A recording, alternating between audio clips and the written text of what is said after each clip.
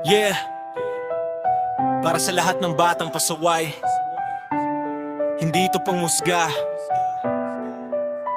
paalala ito. Makinig ka. Yeah, yeah, yeah, yeah,